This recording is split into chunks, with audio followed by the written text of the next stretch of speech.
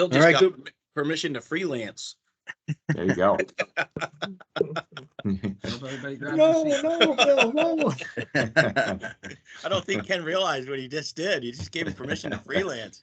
Okay, sorry. All right, good morning. Welcome in Friday, October 28th, another Friday safety focus of the week. This week's code of conduct is to strive for restraint, discretion, and integrity. One of our favorite code items. Ben, you want to highlight a little bit on this? Oh, this one here is about self-control for me. And it's whenever we're faced with a lot of situations every day. Some of them are work related, project related, and people related. And one of the things that we do a lot of times without thinking is react. And so it's just to hold ourselves back and to clear our head for a second and think often helps us in our response almost immediately. Same thing as flying an airplane. If you panic, you're going to end up in a real problem. If you just set back for a minute and let things cool down for just a moment in your head becomes clear and you can slow yourself down a little bit and then think about it, which is the discretion part. And then most everyone in the world has good integrity when they really think about it. It's about doing the right thing. So thanks for sharing. I don't know if that helps. Yeah. It's easy to talk about, but hard to do. Yes, that is true. So another good job this last week, 131 days without a recordable injury. Again, let's keep up with the reporting. It's important that we can learn from our mistakes and try to keep it from a recordable and on-site first aid. And also figure out how to tweak our best practices and learn from our mistakes. So again, continue to report, please. It's very important to our safety systems. With that said, so Austin's going to, go ahead. Hey, Matt, on that one, lately, we've had a couple of people think that this means don't report. Yeah. Yeah. And we've talked to them about it and said, no, it's okay. We want you to report. We don't want to not report to have this number grow and exactly. Non-realistic. Okay. Because that's when something bad might happen. we're not paying attention to what we should be. And when we report, we learn and we can grow together as a company about how to tweak our best practices. So it's even if it's a near miss or something small, please let health and safety know so we can help. All right, Austin, take it away for carbon monoxide this week. All right. I'm going to talk about carbon monoxide. It's getting colder out, so we'll be enclosing spaces, using heaters, idling vehicles more to keep them warm, things like that. So I just want to go over this.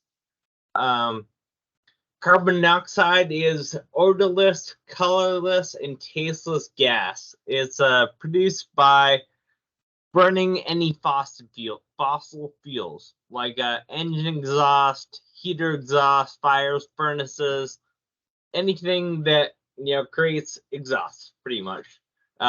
It can cause sudden illness and death. Some symptoms of it are people report flu-like symptoms at first: headache, dizziness, weakness, nausea, vomiting, chest pain, and then confusion. And high levels of CO2 can cause loss of consciousness and even death.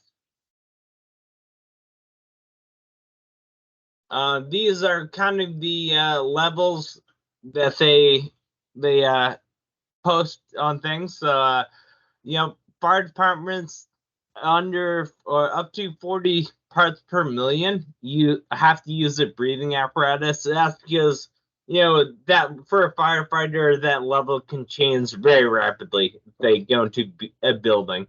OSHA recommends minimum of 50 parts per million for 8 hours. So that's what we're gonna watch for. That's what most of our meters are all set to and things like that. And then after that is where you start seeing symptoms. 70 parts per million, you'll start to get a headache and, between 1 to 4 hours. 150 and above, 10 to 15 minutes, you start getting real dizzy. You start to feel nausea come on. You're getting tired, things like that. And then up 400 parts per million and above, that's when you really get a headache, bad nausea, and it can become life-threatening after 3 hours of exposure. So those are things to watch out for. Some safe work practices is Matt and I up in safety, we have air monitors. So if you're even questioning anything that for a confined space, yeah, very good to have these. You should have them.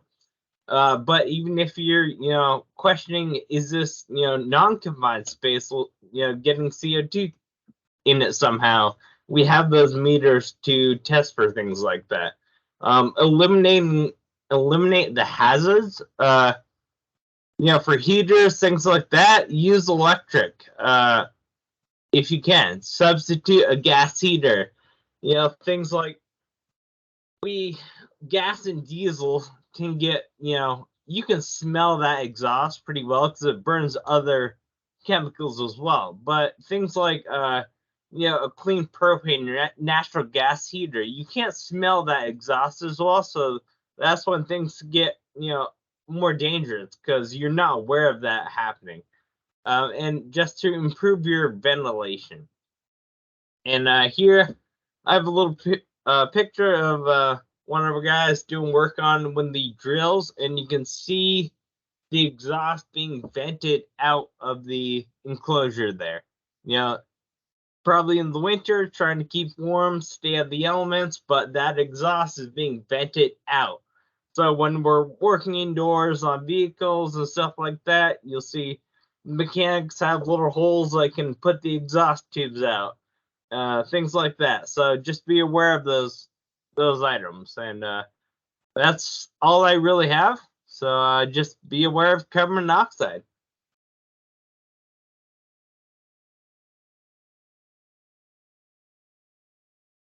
Good. Thank you, Austin. Good advice. And certainly anytime we're working inside in the winter and have some heat or engine running, be extra cautious.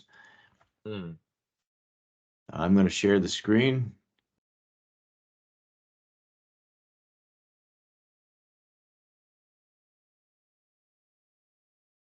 And try it again.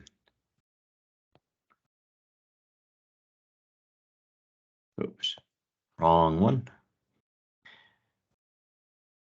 Oh, there we go. No, you probably don't see that, do you? Wrong screen? Yeah, we see your email. We see it. Oh, you do? Okay. All right. I didn't think it took. All right, here we go. So announcements. Oh, it just came off the screen. Okay. Let's see here. I've been having trouble at this lately. Resharing.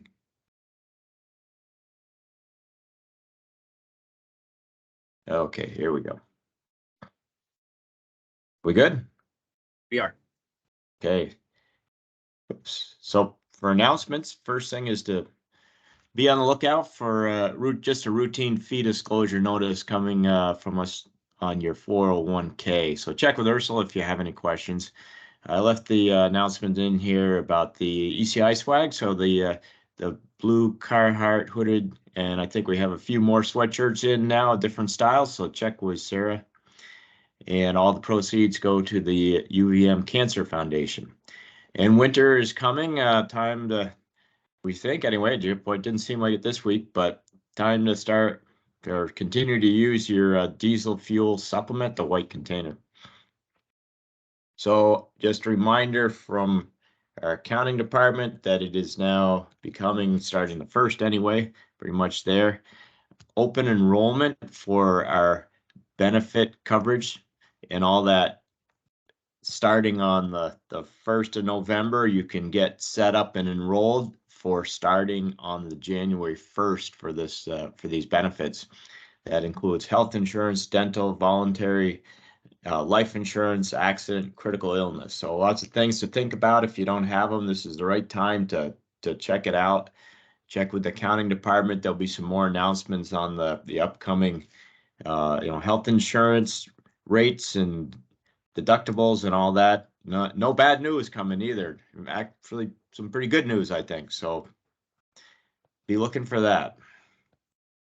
So it's a good chance to renew all your beneficiary forms too. They say you always, you have your 401k and you put down who your beneficiary are, and sometimes things change. So you want to go check on that to make sure you're current. You won't want to be having a problem if those beneficiary forms need to be executed. That can be hard on whoever's your survivor. If we've had that situation before where there's he probably wouldn't have really wanted to go to these people, but because they're from a former time in his life type of thing, and the beneficiary forms weren't updated. So that's a big challenge. So check it out, and also check with Melanie Bennett, and you'll see coming up here. Oops, I don't have the photos. So Melanie is in the accounting department, and she will be managing the benefits and working with everybody to understand the benefits. So can zoom down here a little bit. Scroll down. There's Melanie, one of the new employees. She started last week at the end of the week. I didn't get her in last week's announcement, so she's already been here over a full week. And we have a couple other startups here. We got Elias Sheltra, and I assume that's somebody related to Troy. Is that right, Matt? Good guess, huh? Yeah, that's correct. And Jaden Waterhouse. So welcome, Melanie, Elias, or I guess he goes by Eli, does he? And Jaden. And October is almost over with. Pretty amazing. Today's the 28th, so we got Halloween coming up.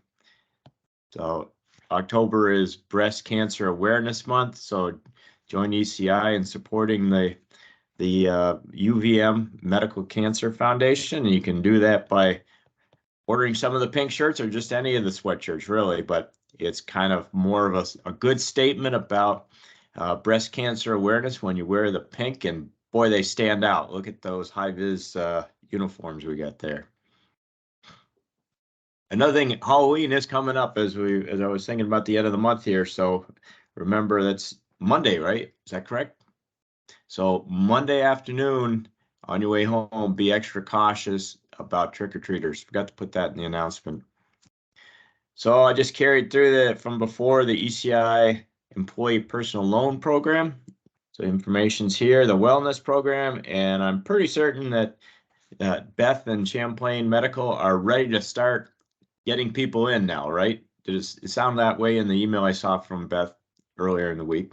So if you are due, then get on in there. And now, sorry. What's that? Just on that front, I'm going to reach out to people that may have forgotten that they're in the program, and Okay, just good. kind of I'm going to send out a reminder or see him face to face on site. Okay, Phil is going to take over the screen and present this as a PowerPoint, and this was Phil, one of the jobs that Phil's worked on, and with a lot of effort over the last 2 years, and it's one we're very proud of, and some pretty cool pictures and a good documentation of the project. So Phil, are you ready? Yes, I am. Can you guys see the PowerPoint slide? Looks like we do. All right, great. So yeah, we're going to be talking about sharing this week. It's been almost exactly 1 year since the last time we talked about it, and we've wrapped it up. So it's time to go back through and see what was done down there. ECI successfully completed a 2-season twin bridge rehab project with VTrans. The 4-span continuous steel girder bridges over I-89 were constructed in 1960 over the White River and Route 14. The project consisted of replacing the back walls, approach slab, scupper, and finger joints, Class 1, 2, and 3 superstructure repairs, paving the approaches and replacing corroded structural steel components. Before the structural steel could be completely evaluated for repair, a subcontractor had to completely abate the entire structure and afterwards repaint it with a 3-coat paint system. To complete all of this work, 2 phases of lane crossovers were constructed to divert traffic to the opposing bridge during construction.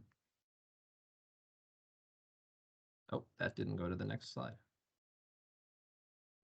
At the end of 2021 construction season, the crossover for the 2022 phase of the project had been installed and closed off to traffic, allowing the crew to hit the ground running in March of 2022. Within 20 working days of starting, the crew installed 4 miles of signs and barrels and 3.5+ miles of temporary tape and 370 jersey barriers, all while working alongside live interstate traffic. With both the north and the southbound traffic utilizing the northbound bridge this year, the crew immediately began demolition of the existing back wall and wing walls. The combination of wall and wire saws eliminated a large portion of hand demolition by breaking the existing walls into multiple large pieces that could be dealt with by a machine outside of the excavation. Here you can see the corner of the back wall and wing walls, as well as how tight the work was, having only 2 lanes of traffic and guardrail on both sides. The last 2 feet had to be removed manually with handheld impact hammers to preserve the existing reinforcing steel for reuse at the base of the new back walls, wing walls, curtain walls, and in the deck. The gentleman there in the state vest is going to be starting with us next week. It's Alec Finn. He must have had a really good time jackhammering with us, so he's decided to come aboard. Anticipating quantity overruns of superstructure repair like the previous year, ECI actively sought ways to increase production on all aspects of the project to ensure it could be completed on time. ECI proposed a design change to the agency that was ultimately accepted to eliminate the corbel design for the approach slab shelf and replace it with a thicker, full-depth back wall. This dramatically reduced the time and material spent forming the intricately skewed parabolic shape of the wall. The back wall's approach slab and deck formwork and elevation had to be poured with great precision as the finger joint was being fabricated simultaneously by ARC Enterprises and would not be available to be used as a reference until after the concrete had been placed. The original decks were skewed to the road and had a parabolic crown. Unlike a normal crown, which carries a straight grade left and right of center line, a parabolic crown gets steeper as it breaks away from center line. Each finger joint was approximately 36 feet long and weighed approximately 20,000 pounds. The finger joints were hung from spreader beams, which while threaded rods were used to make fine adjustments in the elevation. The total area of superstructure repair for the southbound bridge was anticipated by the contract plans to be 280 square yards. After using a chain drag method to sound the deck, it was found that approximately 697 square yards, or 26% of the deck, would need to be replaced. By subcontracting a hydro demolition company out of Pennsylvania, we were able to complete this work and have it concrete ready in approximately 11 days. See the patches outlined there before demolition, what it looks like during the process, and then afterwards with all the areas marked out that need to have their reinforcing steel replaced. Most of the deck repair was Class 2, while some locations, like the one shown here, required full-depth Class 3 repairs. Wherever corroded rebar was found, epoxy-coated steel was spliced alongside it. In total, ECI added 5,500 pounds of additional reinforcing steel, or about a mile of number 5 reinforcing. You can see there the Class 3 repair that goes all the way straight through, and then the sheer quantity of patches we had on that deck. Due to the amount of concrete that was removed from the deck, direct discharge from the truck was not an option, and the crews used powered wheelbarrows to shuttle concrete from the edge of the deck to the patched areas. This was accomplished over many smaller pours, each that had to be wet cured and covered for 7 days after. A water line was temporarily run down the guardrail of the deck with spigots every few hundred feet to provide water to all of these locations. Before, during, and after again. The structural steel work represented a small tonnage compared to many of our jobs. However, the work was somewhat complex.